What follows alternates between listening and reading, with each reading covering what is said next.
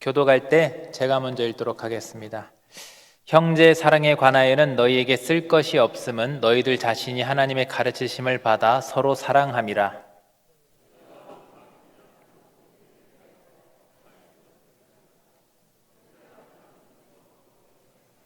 또 너희에게 명한 것 같이 조용히 자기 일을 하고 너희 손으로 일하기를 힘쓰라.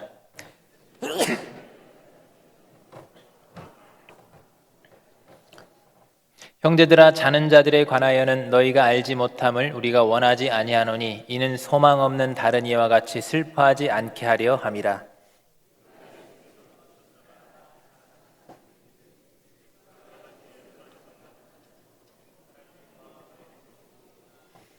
우리가 주의 말씀으로 너희에게 이것을 말하노니 주께서 강림하실 때까지 우리 살아남아 있는 자도 자는 자보다 결코 앞서지 못하리라.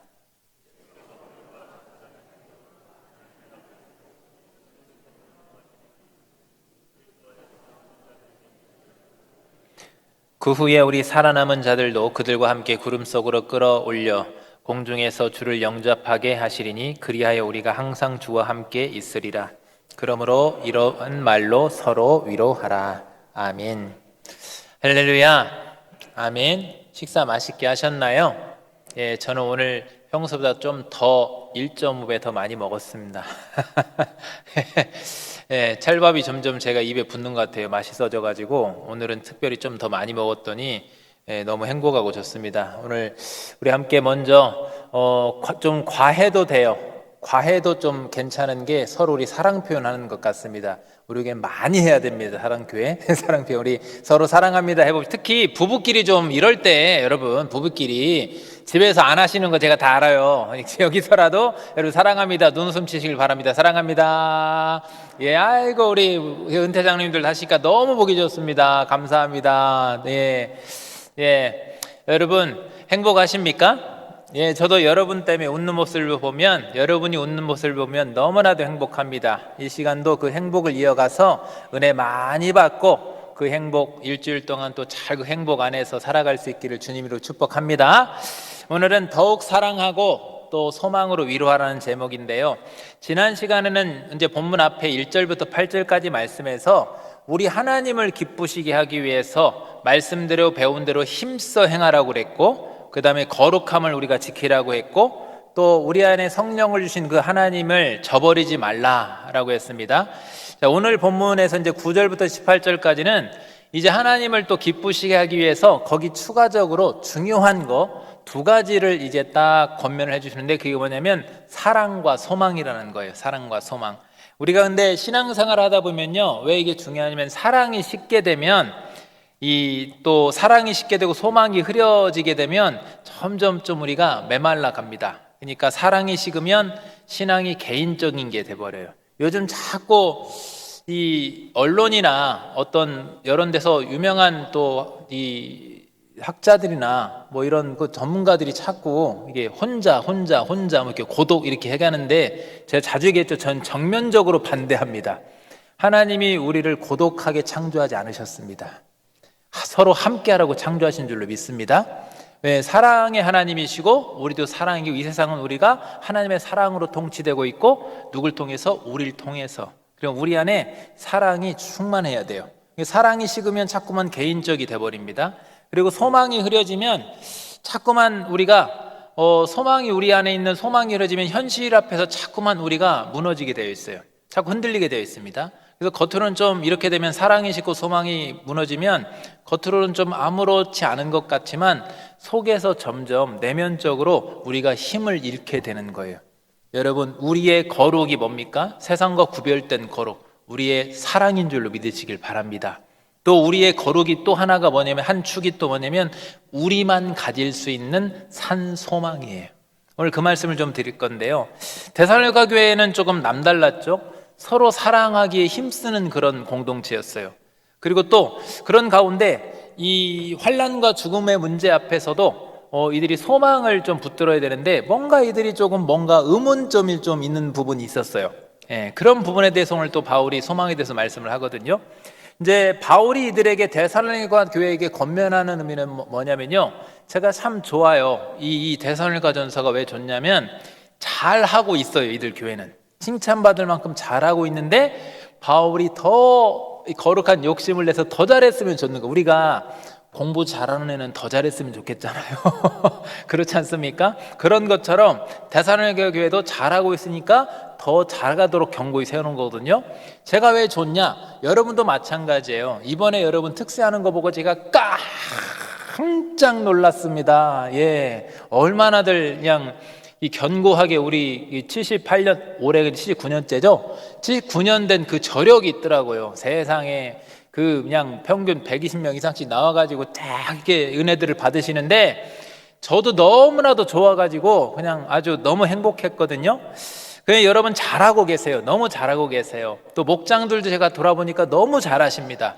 잘하시는데 저도 똑같은 마음이에요. 더 잘할 수 있기를 제가 욕심을 부립니다. 여러분 주님의 이름으로 축복합니다. 더 잘하시기를. 뭘요? 사랑과 소망으로. 그래서 더 잘하셔서 이 말씀을 통해서 더 여러분 가운데 견고하게 신앙이 세워질 수 있기를 간절히 바랍니다. 먼저 첫 번째로 잘하고 계시지만 더욱더 사랑하라라고 했어요. 데살로니가 교회는 바울이 생각하면 생각할수록 감사가 저절로 나오는 막 교회입니다. 너무 감사해요. 너무 잘하고 있어요.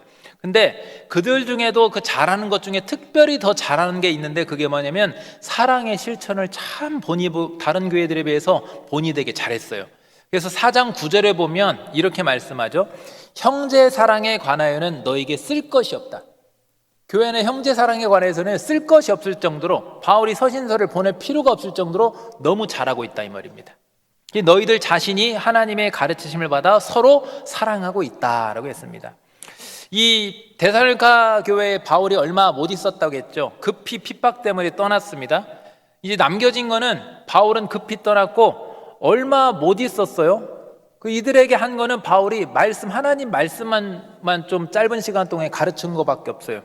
그런데 그들이 이 데살로니가 교회는요 그 말씀이면 충분했어요. 그 말씀이면 충분해요. 그래서 그 말씀 앞에 하나님의 사랑을 배웠고 배운 대로 사랑을 이 형제 앞에 이게 실천을 했습니다. 그런데 이 교회 사랑의 실천이 왜 칭찬받을 만하냐면 교회 안에만 머무는 사랑이 아니었어요. 제가 오전에도 말했죠. 우리는 우리 안에 훈련받아서 어디로 가야 된다고요? 우리끼리만 좋으면 돼요? 안 돼요? 안 돼요. 우리끼리 좋은 걸 가지고 이제 여러분 내일부터 가정에 가시고 일터로 가시고 그 옆에 지인들한테 가셔가지고 여러분 흘려보내시기를 바랍니다. 그게 하나님 우리에게 바라시는 거예요. 이 데살로니가 교회도 마찬가지입니다. 교회 안에 사랑이 머물지 않고 온 마게도니아의 모든 형제들에게 흘러갔다 했어요. 온 형제들에게 흘러간 건 뭐냐면 당시에 경제적으로 좀 어려움이 있었던 좀 자립하지 못했던 교회들을 말하는 거라고 학자들이 얘기를 하거든요. 그러니까 자립하지 못했던, 왜 형제라는 표현을 하고 있기 때문에, 형제라는 표현을 하기 때문에 다른 교회들에게 막 흘려보냅니다. 그러니까 하나님께 받은 사랑을 자꾸만 흘려보내는 교회가 되는 거예요. 바라기는 우리 교회도 하나님께서 그렇게 지금도 많이 흘려보내요. 연말에도 저희가 구제도 많이 하고 또 주변에 장학도 많이 하고 선교도 했는데 더 많이 하나님께서 우리에게 복을 주셔서 더 많이 흘려보낼 수 있는 칭찬받는 데살로니가 교회처럼 될 수 있기를 간절히 바랍니다. 지금도 잘하고 계시지만, 그래서 이들이 말씀을 들음으로 우리는 교회는 어떻게 되냐면 하나님의 말씀을 들음으로 하나님의 자녀로서 하나님의 사랑을 배워야 돼요. 교회 안에서. 그럼 배우고 우리 안에서 서로 실천하고 순종해서 우리 안에서 서로 실천하고 그 다음에 그 힘을 가지고 세상 앞에 나아가서 세상 사람들에게 사랑을 배우게 하는 것, 주의 사랑을 배우게 하는 것, 그게 전도인 겁니다, 여러분. 그게 그리고 교회가 해야 될 일인 거예요. 교회들끼리만 막 우리끼리 좋으면 그거 하나님이 기뻐하시는 일 아니에요. 주님의 임재 안에서 주님의 뜻을 이루는 교회. 여러분, 주님의 뜻은 우리 안에서만이 아니라 자꾸만 확장돼 가는 거예요. 그래서 우리 교회도 마찬가지죠. 그리스도의 사랑을 위해서 먼저 모이시길 바랍니다. 사랑 안에서 모이시고 그 사랑의 열매를 많이 맺으시고 사랑 안에서 예배하고 찬양하고 헌신하고 그리고 그 사랑을 우리 안에 실천한 다음에 그렇게 여러분이 성장했다면 그 사랑의 그 압축된 힘을, 능력을 가지고 여러분이 가야 될 그곳에서 가서 여러분의 오늘 오전 말씀대로 그곳의 영적 가나안을 점령하시기를 간절히 소망합니다. 그게 칭찬받는 교회 되죠.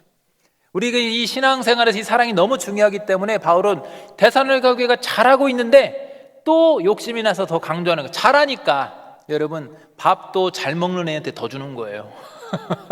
그러지 않습니까? 저도 집에 가면 저 아내가 사모가 말려요. 저도 보면 왜 이렇게 애기 이뻐? 하고 야, 더 먹어라. 더 먹어라. 몰래 넣어주고 자꾸 그러거든요. 여러분, 잘 먹으면 어떻게 부모 입장에서 자꾸 더 주잖아요. 똑같아요. 잘하니까 자꾸 더. 그래서 뭐라고 합니까? 10절에 보니까 너희가 온 마게도냐 모든 형제에 대하여 사랑을 막 주변교회 흘려보낸 겁니다. 과연 이것을 사랑을 행하도다 형제들아 권하노니 더욱 그렇게 행하라 라고 합니다. 우리도 저 말씀을 그대로 갖고 와서 여러분 아멘 하실 준비하시고 더욱 우리도 그렇게 행하시기를 주님의 이름으로 축복합니다. 우리가 아멘 했기 때문에 하나님이 부어주실 줄로 믿습니다. 그럼요. 그렇게 하시니 교회는요 자꾸만 고이면 안 돼. 우리에게 복을 자꾸 퍼서 흘려보내면 하나님이 더 차게 주시는 거예요. 여러분, 부흥하는 방법은 우리끼리가 되면 안 돼. 부흥하는 방법은요, 제가 이제 익산에 섬겼던 교회가 개척에서 뭐를 했냐면요, 가장 먼저 개척에서 했던 것이 예배당을 짓지 않고 예배당은 조립식으로 대충 줘놓고 옆에 교육관을 먼저 지었어요. 다음 세대를 해서. 그 다음에 교회가 빚이 있고 힘든데도 뭐부터 했냐면 주변 학교들 장학금 주고 구제하고 수재민 돕기하고 선교하고 막 그것부터 했어요. 교회가 아직 건물이 없는데 여러분 쉽지 않은 거예요. 그거 쉽지 않은 거. 그냥 하나님이 어떻게 보시는지 아십니까? 우리 교회 5,000평이잖아요. 거짓말에 나중에 보세요. 요거 3배 정도 땅을 주시고 건물도 크게 주시고, 익산에 가면요 교회 2개를 소개해요. 택시 기사들이 딱 가면 어디 교회가 좋습니까? 그 2교회 딱 얘기해요. 여러분 어떤 힘입니까? 흘려보낸 대로 하나님 복을 주신 줄로 믿습니다. 우리도 마찬가지예요. 여러분 어디 가서 이렇게 하길 저는 기도해요. 어디 교회 다닙니까? 라고 물어볼 때 머뭇거리는 것이 아니라 저 군산중앙교회 다닙니다. 여러분 이렇게 하세요. 배부터 내는 군산중앙교회 다닙니다. 이렇게 자랑할 수 있는 우리에게 될 수 있기를 간절히 소망합니다. 그러면 흘려보내는 거 이 대사님과 교회처럼 돼야 되는 거예요. 그러면 하나님 복 주시면 할게요. 이건 거짓말이에요. 우리가 먼저 해야 복을 더 하나님이 차고 넘치게 부어주시는 거예요. 원리가 그런 겁니다, 여러분. 그래서 더욱 그렇게 행하라. 잘하고 있지만 더 많이 행하라. 그런데 이제 여기 더 많이 행하라는 것은요, 뭐 더 많이 돈을 줘라, 더 많이 주변 교회들 도와줘라, 그런 의미도 있지만 이미 그거는 잘하고 있다고 했잖아요. 그죠? 잘하고 있기 때문에 더 깊은 의미의 바울이 좀 실천적인 부분을 오늘은 지금 또 건드려주고 있어요. 그게 뭐냐면요, 조금 더 실천적이고 더 깊이 있는 부분들, 4장 11절을 보면요 더 견고히 사랑을 해라고 하는데 우리가 생각하지 못하는 부분을 바울이 사랑해라고 딱 꼬집어냅니다. 그게 뭐냐면 또 너희에게 명한 것 같이 종용하여 자기 일을 하고 너희 손으로 일하게 힘쓰라. 종용하다는 말은 조용히 산다는 뜻이에요. 이게 왜 이렇게 말하냐면 자리나 어떤 권력이나 교회 안에서도 마찬가지고 세상 가운데 그 지역에서도 마찬가지고 그런 것 탐하지 말고 남의 일에 참견하지 말고 자기에게 맡겨진 일에 충실해라, 이런 의미예요. 이걸 지금 사랑이라고 말하고 있어요. 그 다음에 또 자기 일을 하라 그랬죠. 자기 일을 하라. 이게 왜 이런 가르침을 했냐면 당시 문화적 배경이 있어요. 그러니까 당시 데살로니가 지역에 유행했던, 초대교회에 유행했던 그 철학 사상 중에는 영지주의라는 게 있습니다. 쉽게 설명하면, 짧게 설명하면 영은 선하고 고귀하고 육은 조금 더 수준이 낮고 악하기 때문에 영적인 것들은 굉장히 높이 보고 육적인 것들은 낮게 봤어요. 이게 초대교회 교회 안에 들어와가지고 나온 게 요한복음이나 이런 사상인 요한복음이나 이런 것도 왜 나왔냐면 이 영지주의가 들어오다 보니까 영은 선한데 육은 악한데 어떻게 예수님이 이 땅에 몸을 입고 오시지? 예수님은 몸을 입고 안 오셨어. 그냥 환상이었어. 해서 가연설이라 해가지고 예수님의 성육신을 부정하고 이렇게 했던 것들이 있습니다. 예수님의 인성을 부정하고 인성을 부정하고 이런 것들이 있어가지고 이런 것들이 그래서 요한복음에 예수님의 신성을 자꾸 부각하는 거예요. 이 교회 안에 자꾸 복음을 변질시켰습니다. 근데 복음만 변질신 게 아니라 삶을 엉망으로 만드는 게 있습니다. 왜 그랬냐? 당시 이런 이제 영지주의 사상 때문에 이 교회 안에 당시 사람들이 육체적인 노동을 경시하는 경향이 있어요. 왜? 그건 영적인 것이 아니라 이 말이야. 그래가지고 비교적 특히나 상위 계층에 있는 속한 사람들이 노동을 통해서, 교회 안에서 노동을 통해서 생계를 이어가는 사람들을 막 경멸한 겁니다. 아우, 악한 노동일 하고 사네, 육체 가지고 사네, 이렇게 하는 거예요. 이렇게 돼버리면 교회 안에 뭐가 되겠습니까? 삶의 방식 어떻게 해서 사랑이 되겠습니까? 안 되겠습니까? 깨지죠. 그래서 주 안에서 한 형제 자매인데 한 형제가 된, 한 몸이 된 교회 안에서 서로에게 좋은 영향을 미칠 수가 없는 겁니다. 그리고 여러분, 그 다음에 너희 손으로 일하게 힘쓰라겠어요. 이것도 왜 그러냐? 이제 이런 노동을 경시하다 보니까 어떤 이거를 핑계해가지고 노동일을 하지 않고 교회 안에 초대교회 당시는 구제사역이 굉장히 활발했습니다. 로마 시대지 않습니까? 그 다음에 전쟁 고아나 과부가 굉장히 많았어요. 초대교회 그 7 집사가 생긴 이유도 구제사역 하다가 생긴 거거든요. 당시 초대교회는 구제사역이 굉장히 큰 사역이었어요. 네, 사회적으로 교회가 그걸 감당해냈었어요. 그런데 이제 그거를 악용해서 노동하지 않고 도움만 받아서 다른 사람 도움을 통해서 생계만 이어가려는 사람들이 또 생겼었어요. 두 부류가 이렇게 생긴 겁니다. 부유하니까 다른 사람을 경시하는 사람, 부유함을 가지고, 아니면 부유하지 못했는데 그걸 기대가지고 일하지 않고 게으르게 살려고 했던 사람, 이 두 부류가 있었던 겁니다. 그런데 여러분, 이런 문제가요 지금도 있어요. 항상 있어요. 인류가 있는 곳에는 항상 어느 시대나 똑같아요. 동일한 문제가 있는데, 특히나 요즘 우리가 일하지 않고 국가에서 주는 복지 혜택으로만 살아가는, 여러분 우리가 나이가 들고 몸이 아프고 그러면 그건 당연히 복지 혜택을 받아야 되는 거예요. 그건 당연한 건데, 그렇지 않고 젊고 괜찮은데 가만히 일하지 않고 복지 혜택만 받으려는 그러한 것들이, 그러한 요소들이 우리 젊은 세대에서부터도 막 보여지는 거죠. 그래서 요즘 대학가에는 일하지 않고 알바 이런 거 하지 않고, 우리 어제 청년 만났는데 청년들은 와, 세상에 고등학교 때부터 알바하고, 어제도 어떤 청년은 막 식당 고기 굽는다 그러고 너무 엄청나더라고. 우리 청년들이 일 열심히 하고, 대신 주일은 좀 나왔으면 좋겠고 제가 이제 기도를 하는데 여러분, 근데 일하지 않고 복지 혜택만 받으려는 그러한 구조들이 있어요. 이게 게으름의 죄인 겁니다. 이거는 방종인 거예요. 그런 것들에 대해서 우리 그리스도인들은요 깨어 경계해야 될 줄을 믿습니다. 제가 제 말을 하는 것이나 성경이 다 있는 거예요. 성경에 일하지 않고 적당히 붙어서 복지만 받으려는, 특히 제가 전제하잖아요. 우리가 나이가 들고 몸이 아프면 그건 당연히 젊은 날 열심히 사셨으니까 국가의 복지 혜택을 받아야 되는 게 맞아요. 연금도 받고. 하지만 젊은데 벌써부터 그런 걸 받으려고 한다는 것은 잘못된 거죠. 그런 의미에서 데살로니가 교회에 대해서도 바울은 어떻게 본을 보였어요? 우리가 잘 알죠? 직접 천막 치는 일을 하면서 성도들 가운데 딱 그 생활 가운데 가서 본을 보이면서 이렇게 했죠. 바울은 사도였기 때문에 또 복음 전파자로서 당연히 교회 앞에 생활비를 받을 자격이 있다, 자기가 밝혔어요. 말씀에 있어요. 근데 그럼에도 불구하고 스스로 노동을 하면서 자기 생계를 책임지면서 노동이 얼마나 귀한가, 이런 것들을 당시에 이제 영지주의 가운데 노동을 경시하니까, 그렇지 않다라고 하면 사도가 교회에서 노동을 하고 있으니까 어떻게 경시할 수가 없을 거 아니겠습니까? 이런 것들을 통해서 몸소 본을 보이기도 했다라는 거예요. 그리고 바울은 바로 이렇게 행하는 것이 사랑이다라고 말하고 있는 겁니다. 그러니까 실천하는 것. 그러니까 이 어디 자리를 탐하거나 정치적으로 뭘 하거나 이렇게 하는 것이 아니라 조용히 자기 일을 하면서, 특히 부유함이 있어도 좀 부유하지 못한 분들을 막 무시하거나 경시하지 않으면서도, 또 내가 조금 아직 젊고 힘이 있는데 게을르게 다른 사람한테 도움을 막 이렇게 하면서 그렇게 하지 않는 것, 이렇게 삶의 실천적인 부분들을 얘기하면서 이걸 말하면 이거를 사랑이다, 더욱 힘쓰라라고 말하고 있는 겁니다.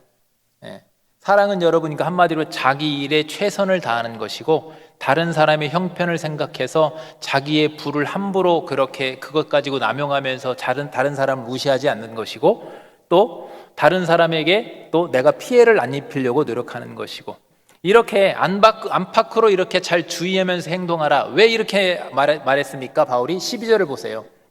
이는 왜 이렇게 해야 되냐? 12절에 보면 외인을 대하여 단전히 행하고 또한 아무 궁핍함이 없게 하는, 이게 왜 그러느냐? 우리 안에서는 괜찮은데 우리는 항상 등경 위에 불빛이라 했지 않습니까? 안 믿는 사람들이 우리를 항상 본다, 이 말이에요. 그래서 우리가 사랑을 실천한다는 것은 뭐냐면요, 항상 다른 사람들이 우리를 보지 않습니까? 보기 때문에 그 사람들한테 단정하게 행하라, 본을 보여라, 이게 사랑이다 라고 말하는 거예요. 여러분, 사람들 앞에서 우리가 본을 보여야 되기 때문에 하나님께 복을 전해야 되는, 사랑을 전해야 되는 하나님의 자녀들이 하나님 주신 부요함을 가지고 본을 보이지 못하거나 다른 사람에게 상처를 준다거나 아니면 이 게으름 때문에 본을 보이지 못하는 일이 있다고 한다면 그것은 하나님의 사랑이 담긴 복음이 방해가 되는 겁니다. 그거 하지 못하면서 교회가 아무리 선교하고 구제한다면서 해봤자 좋은 소리 듣습니까? 못 듣습니까? 못 듣는다 이거예요.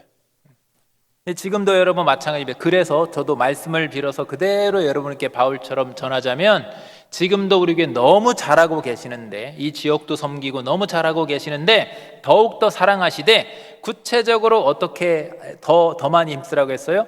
조용히 자기 일을 하시고, 자기 각자 자리에서 교회에서든지 여러분 일터에서든지 조용히 자기 일을 하시고 자기 손으로 일하기를 힘쓰시고, 하나님 주신 부유함도 여러분 잘 지혜롭게 쓰시고, 그거 가지고 다른 사람들 이 상처 주지 마시고 또 게으르지 않게 열심히 일하셔서 공동체 안에서나 세상 사람들에게 본이 됨으로 하나님께 기쁨이 되시기를 간절히 바랍니다.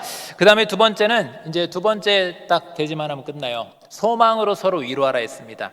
여러분, 소망과 망상에는 큰 차이가 있습니다. 소망과 망상. 이게 왜 이 말을 하냐? 기독교가 말하는 소망은요, 반드시 이루어질 하나님의 약속인 줄로 믿습니다. 이게 참 소망인 거예요.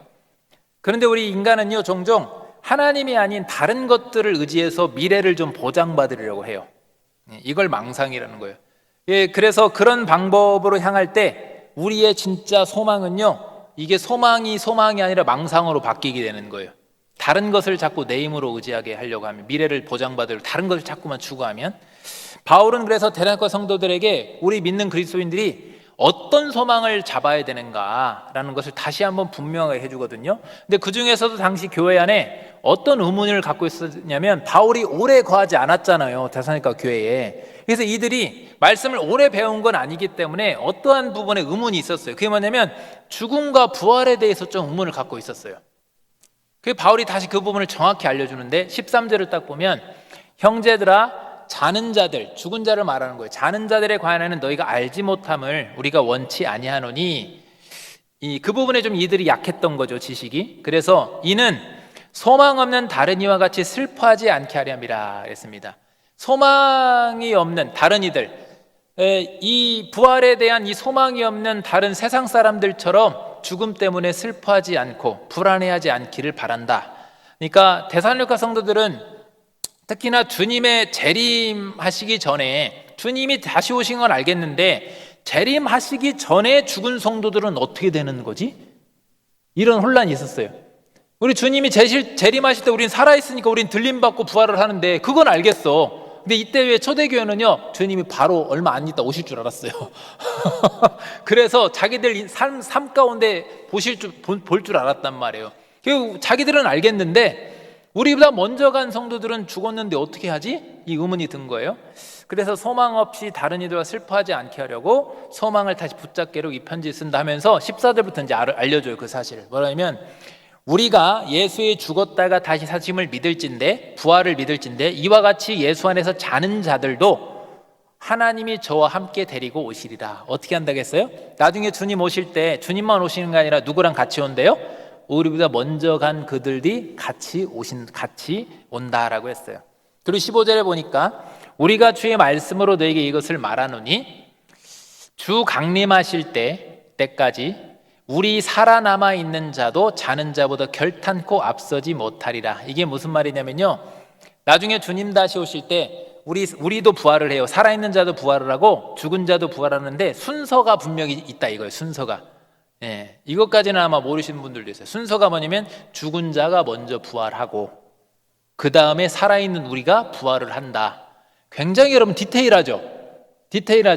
왜 디테일합니까? 주의 말씀, 거짓이 아닌 산 소망이기 때문에 굉장히 체계적으로 디테일하게 순서가 다 있는 거예요.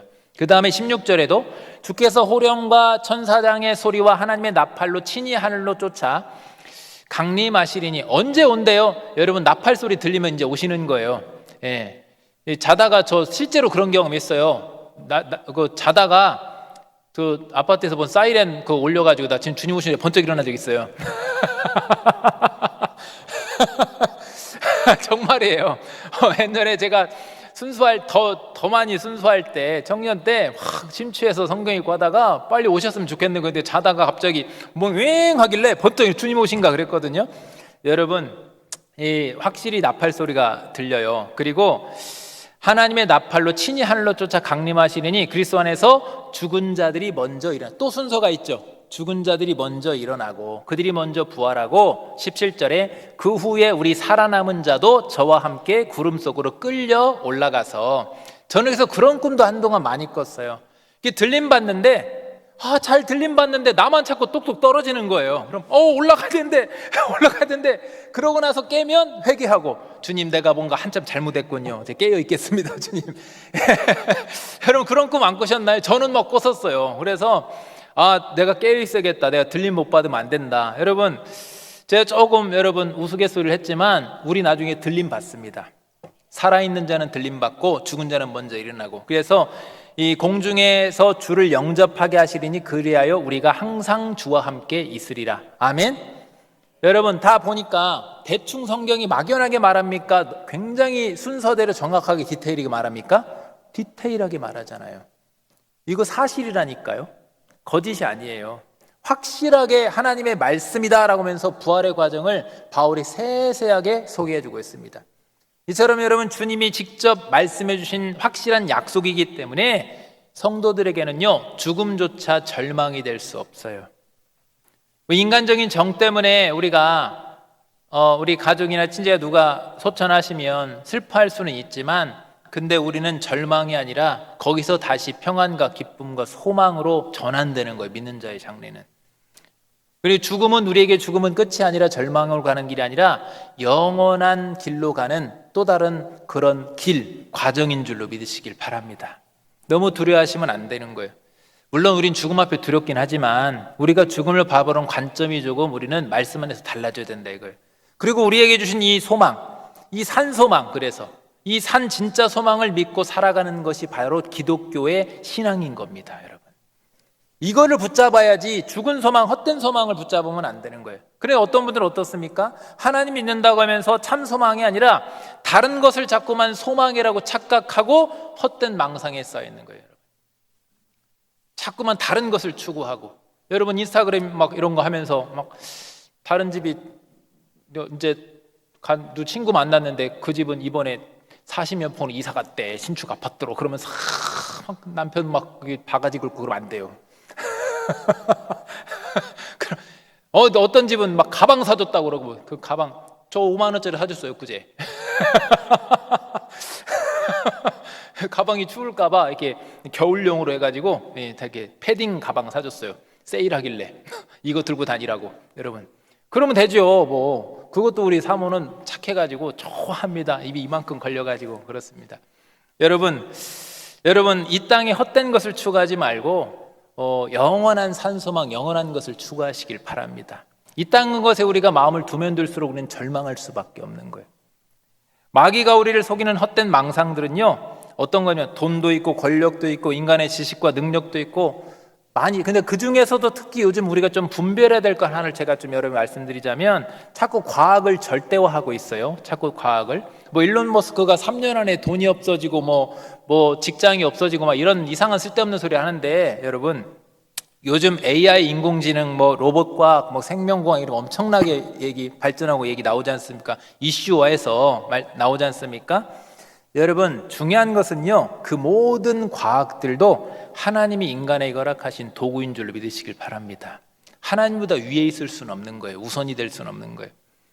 그리고 우리는 인간은 근데 착각을 하죠. 하나님이 주신 그 과학을 가지고 내가 미래까지 통제할 수 있다라고 교만에 빠지게 되고, 하나님 없이도 안전할 수 있다고 헛된 확신을 가집니다. 그게 우상인 거예요, 여러분. 근데 성경은 뭐라고 합니까? 4번 27장 1절에 너는 내일 일을 자랑하지 말라. 하루 동안에 무슨 일이 일어날지 내가 알 수 없음이니라 라고 했어요. 여러분 인공지능이 되고 로봇가 막 판을 치고 생명공학 해가지고 해도 내일 주님 다시 오시면 다 끝납니다. 하루 동안에 무슨 일이 일지 아무도 몰라요. 여러분 왜 제가 이게 우상이라고 했냐면 구약의 우상도 비슷해요. 인간이 하나님이 아닌 자신들이 만든 우상들을 만들어서 그걸 섬기면서 자꾸 헛된 확신을 가졌어요. 저 우상이 우리에게 비를 내려준다. 저 우상이 우리에게 평안을 주고 안전을 준다. 풍요를 준다. 그런데 이사야서 44장 9절에 뭐라 했습니까? 우상을 만드는 자는 다 허망하도다. 그들이 원하는 것들은 무익한 것이거늘. 20절에 뭐라고 합니까? 그는 죄를 먹고 허단한 마음에 미혹되어 자기의 영혼을 구원하지 못하며 그랬어요. 그러니까 허망하고 무익한 우상의 핵심 문제는 뭐냐면요, 저 미혹이라는 거예요. 미혹된 마음이 원인이다라는 거예요. 여러분, 하나님이 아닌 다른 것들, 그것을 통해서 안전을 먼저 우선해서 찾으려는 것, 이런 것들이요, 미혹된 마음, 이게 사람을 자꾸만 속이고 무너뜨리는 겁니다. 이 시대 많은 교회들이 아프고 찔리는 이유가 뭡니까? 우상이 들어와서 그런 것 아니겠습니까? 자꾸만, 이 말은 안 하겠습니다. 예. 자꾸만 교회들이 아픔을 겪고 하는 이유가 뭐겠어요? 예, 그냥 하겠습니다. 목회자들도 그냥 돈에 취해가지고, 예? 어떻게 될까봐 그런 것들 때문에 자꾸 서로 눈치 보고 서로 그렇게 해가지고 교회들이 얼마나 상처를 받고, 예, 그렇게 됩니까? 예? 그러면 우상 때문에, 예, 그 걱정 때문에 여러분, 우리 하나님이 가장 무엇보다도 우선이 돼야 될 줄 믿습니다. 우리 하나님보다 우선이 될 수가 없어요. 돈이 아무리 뛰어나고 뭐 권력이 아무리 뛰어나고 과학이 아무리 뛰어나도 우리 하나님보다 앞서고 있다고 하면 그게 우상이라니까요. 우리 교회는 그걸 깨어 경계해야 될 줄로 믿습니다. 예, 그래서 이런 점은 지금도 동일한 거예요. 과학이 아무리 발전해도 인간의 근본적인 불안과 특히 죽음의 문제까지는 절대 해결할 수 없어요. 과학은 많은 것들은 할 수 있어도 인간의 미래와 특히 영원은 보장할 수 없어요. 영원은 우리 하나님만 보장하실 수 있는 거예요. 그래서 우리는 하나님이 주신 과학을 부정하지는 않지만, 제가 부정하라는 게 아니에요. 하나님의 말씀을 통해서 과학이 줄 수 없는 찬 소망을 붙잡으시기를 바랍니다. 예. 로마서 8장 24, 25절 이렇게 말씀하죠. 우리가 소망으로 구원을 얻었음에 보이는 소망이 아니니. 지금 눈에 보이는 어떤 것들, 여러분이 뭘 꿈꾸고 계십니까? 뭘 바라보고 있습니까? 근데 그 보이는 그게 진짜 소망은 아니라는 거예요. 보는 것을 누가 바라리요? 답이 주잖아요. 참 성경은 너무 멋있죠? 우리가 보고 있는 그것을 바라고 그건 소망이 아니래요. 왜? 보이고 있잖아. 그게 왜 소망이에요? 그건 우리를 미혹하는 욕심일 수 있어요. 그게 아니라 만일 우리가 보지 못하는 것을 바라면 참음으로 기다릴지라. 보지 못하는 것, 아직 주님 언제 오실지 모르지만, 우리 아직 천국은 우리에게 안 보이지만, 영원한 새 예루살렘 안 보이지만, 그걸 바라는 게 믿음으로 그 약속을 믿고 바라는 게 진짜 소망이 아니냐라는 거예요. 아멘입니까 여러분? 그렇죠. 안 보이기 때문에 우리가 바라고 있기 때문에 그게 믿음이 가치가 있는 거예요 여러분. 보이는 거 여러분, 그런 거 지금 우리 눈에 보이는 것들은 우리를 속이는 것들이라니까요. 참 소망에 하나님이 불어보면 한 방에 끝나는 거예요. 그래서 지금은 보이지 않지만 반드시 현실이 될 하나님의 이 약속, 죽음을 넘어서 부활로 이어지는 확실한 그 미래, 이것이 바로 기독교 신앙이 말하는 참 소망입니다. 과학이 발전하고 유력하다 할지라도 하나님 주신 소망이 없다고 한다면 다 그건 헛된 망상이에요. 왜냐하면 그 과학의 주인도 우리 하나님이시기 때문인 줄로 믿으실 바랍니다. 세상의 문명은 다 누가 주관하십니까? 우리 하나님이 다 주관하십니다. 그러므로 인간의 과학이 아니라, 인간의 지식이 아니라, 인간의 문명이 아니라 하나님이 주신 과학이고 지식이고 문명인 거예요. 그러면 그 과학도 하나님이 약속하신 그 소망 안에서 우리에게, 과학도 뭡니까? 이거 기독교 세계관 잘 가져오셔야 돼요. 그 과학도 문명도 다 하나님이 약속하신 소망 안에서 허락된 은혜인 줄로 믿으시기를 바랍니다. 그래서 바울은 마지막에 이렇게 마무리하는 거예요. 4장 18절에 그러므로 이 여러 말로, 그러니까 주님께서 말씀하신, 지금까지 말씀하신 이 참 소망으로, 부활의 이 참 소망, 영원한 참 소망으로 서로 뭐 하라고 했습니까? 위로하라고 그랬어요. 왜 위로합니까? 세상을 보면서 헷갈려 하지 말고, 허무함에 빠지지 말고, 비교해서 자꾸만 절망하지 말고, 이 진짜 산 소망, 이 약속을 서로 가지고 서로 말하면서 위로하라라고 했어요. 세워줘라 이거예요, 신앙. 헛된 망상이 아니라 확실한 저 약속의 소망을 붙잡고 서로 우리 안에 위로하면서 마지막 때를 이겨내면서 하나님의 기쁨의 삶을 살아갈 수 있기를 바랍니다. 말씀 정리하겠습니다. 성도의 신앙을 견고하게 하는 두 기둥, 오늘 말씀드렸죠. 더욱 사랑하고 이 소망으로, 우리만 가진 참 소망으로 서로 위로하라는 거였어요. 세상은 점점 사랑이 식어갑니다. 눈에 보이는 것만 자꾸만 추구합니다.